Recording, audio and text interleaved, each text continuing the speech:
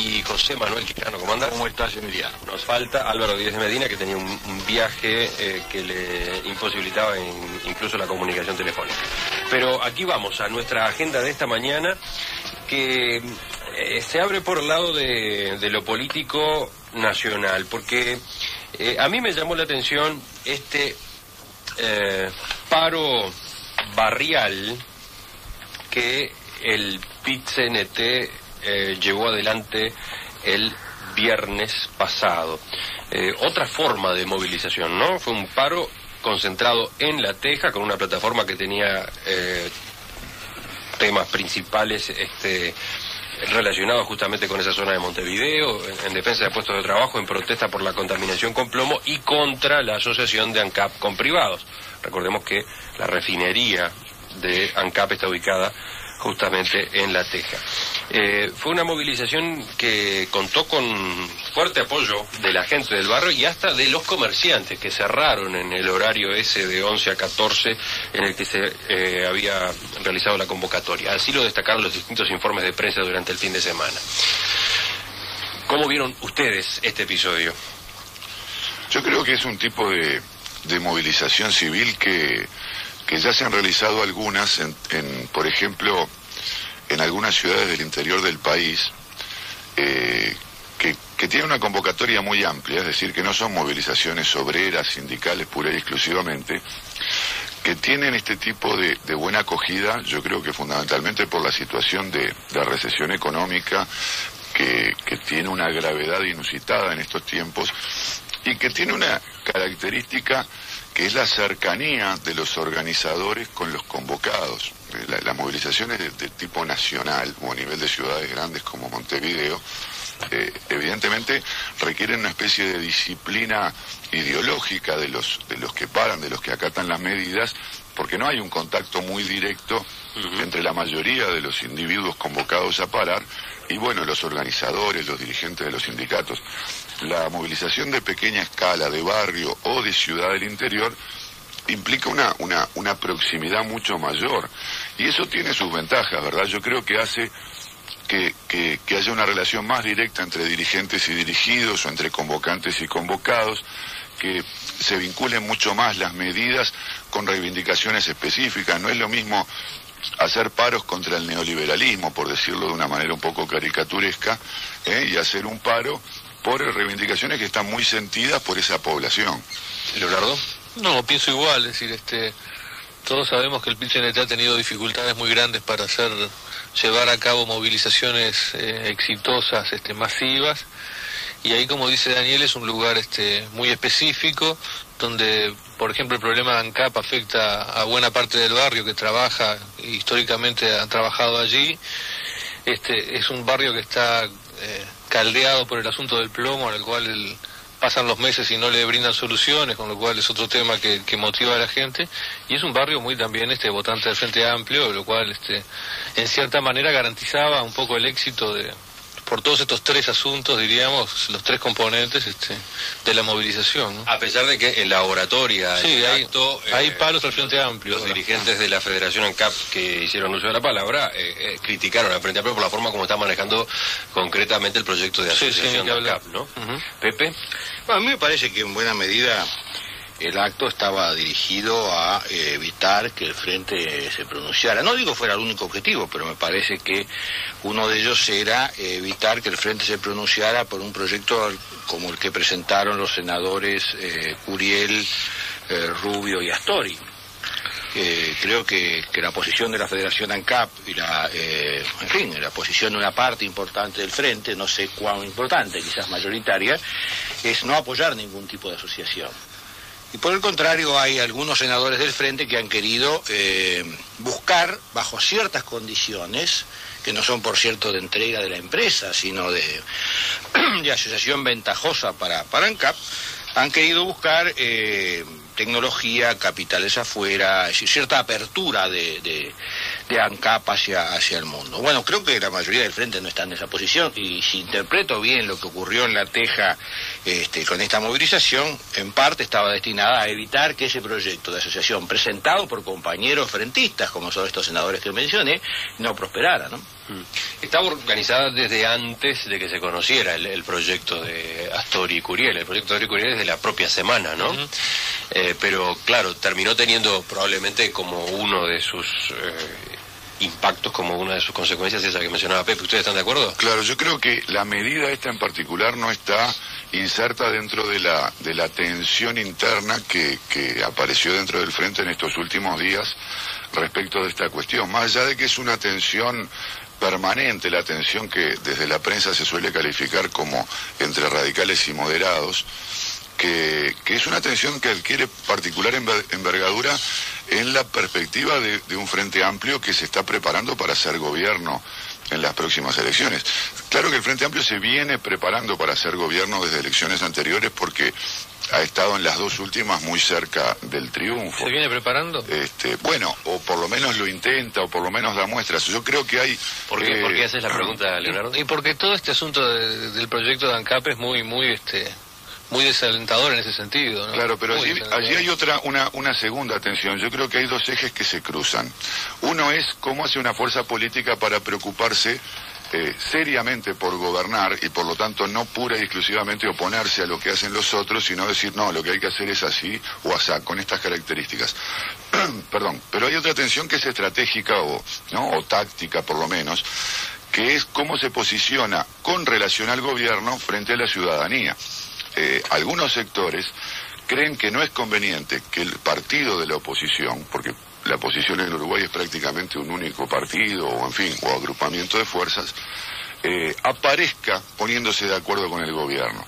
Entonces tenemos una mezcla de una tensión que sería ideológica, es decir, los sectores radicales del Frente Amplio, que son estatistas 100% y que no apoyan ninguna medida por más parcial que sea en términos de asociación con capitales privados, etcétera, y que esto no lo van a aceptar ni desde la oposición ni estando en el gobierno, con otra tensión que es puramente estratégica, es decir, quizá algo que uno apoyaría o buscaría solucionarlo desde el gobierno no es visto como conveniente apoyarlo desde la oposición, porque por ejemplo la entrada del Frente o de algunos legisladores del Frente en esta negociación les estaría haciendo un favor a los blancos que están negociando este proyecto, porque los blancos, uno de los problemas que tienen es que apoyando al Partido Colorado o formando parte de la coalición, pierden perfil opositor.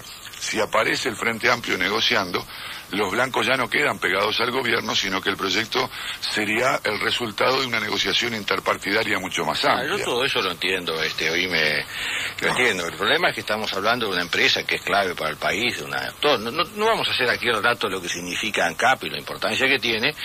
Y la idea que se transmite desde buena parte del Frente es que no hay ninguna alianza posible. Es decir, que toda alianza con otros es necesariamente mala. Y esa es una visión, me parece, profundamente equivocada. No puede uno gobernar, no puede ser parte del gobierno, si el razonamiento básico es que cualquier alianza con cualquiera es equivocada.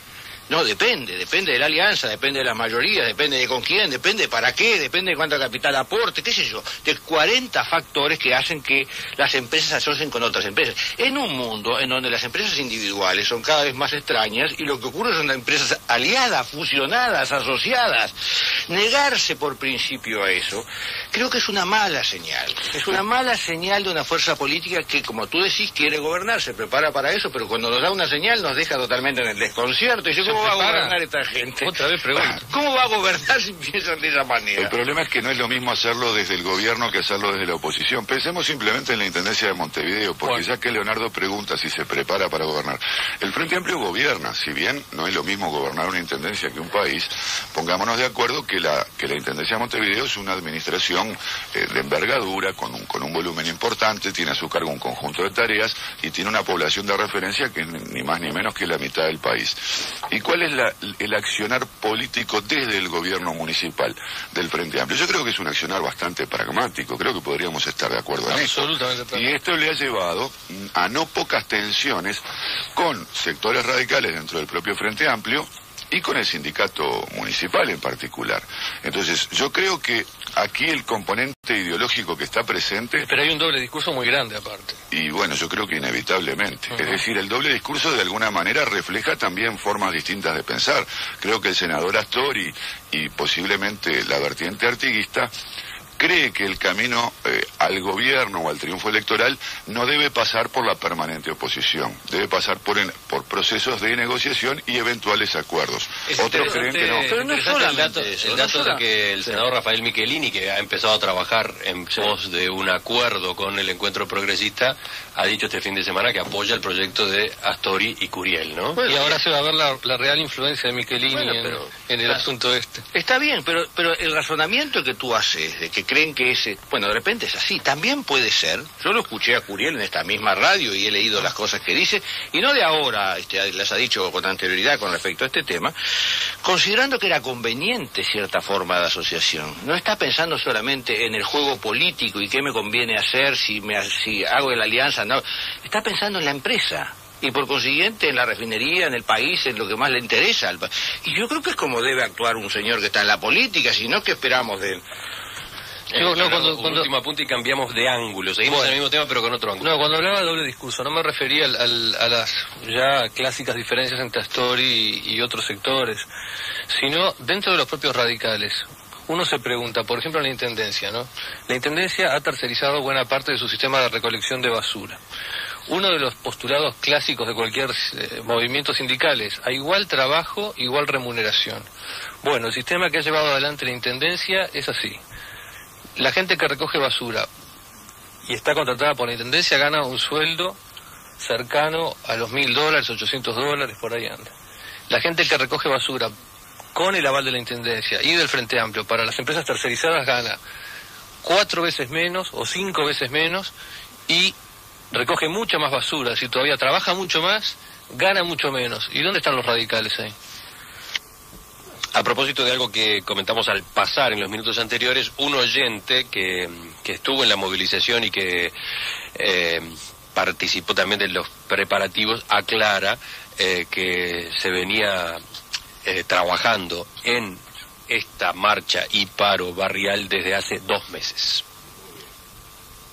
Durante esa marcha y durante ese paro barrial del viernes, se produjo un episodio político aparte, relacionado con todo lo que venía ocurriendo, pero con valor propio, digamos, que fue este planteo que hizo el senador José Mujica, cuando indicó que con marchas y paros cortos no se logra nada porque el gobierno no se conmueve.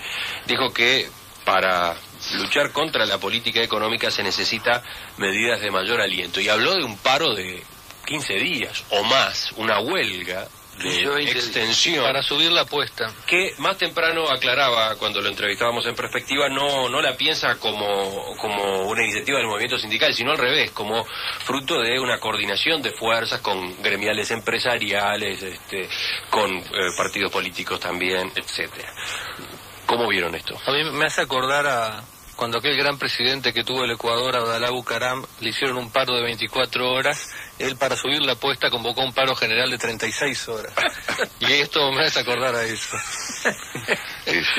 Yo creo que Mujica se caracteriza a veces por ser excesivamente ocurrente en sus propuestas y en sus ideas. Como Bucaram. Yo simplemente pensaría que en lo que yo recuerdo, por lo menos la única vez que la CNT paró 2 semanas seguidas una huelga general fue contra el golpe de Estado. Menuda causa para convocar no solo a los trabajadores afiliados a los sindicatos, sino a la ciudadanía en general, a defender la democracia. Más temprano decía en la entrevista que hacíamos con él, el gran problema es que se necesita una globalización contra esa línea económica, una globalización de amplísimos sectores. Cambado se está fundiendo, los boliches se están fundiendo, la economía está férreamente dolarizada y ha perdido competitividad, el Estado no puede intervenir en la economía ni siquiera con pálidas actitudes de política activa. Lo que ocurre es que no... yo creo que la misión del movimiento sindical o de las organizaciones sociales tampoco es determinar la orientación de política económica del gobierno. En general, este tipo de organizaciones tienen una base reivindicativa. Muchas veces puede haber coincidencias generales entre varios sectores de la población, como en este caso lo hace notar Mujica, digamos que entre comerciantes y trabajadores, por ejemplo, y puede haber aspectos de la política económica que sean vistos como nocivos en relación a eso.